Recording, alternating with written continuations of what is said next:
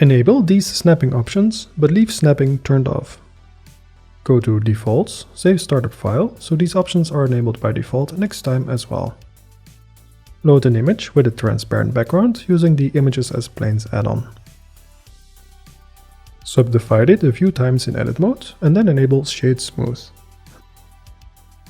Mark it as an asset. You can load the texture as the custom thumbnail. Repeat these steps for some more images. Don't forget to pack resources. Save this blend file in a folder called Decals. Add that folder in File Paths so that it shows up in the asset browser from now on. Drag and drop a decal to a surface and place it where you want. In edit mode, press G, then hold Ctrl and left click to snap the individual vertices to the surface. Press Alt S to scale them up along their normals to slightly above the surface.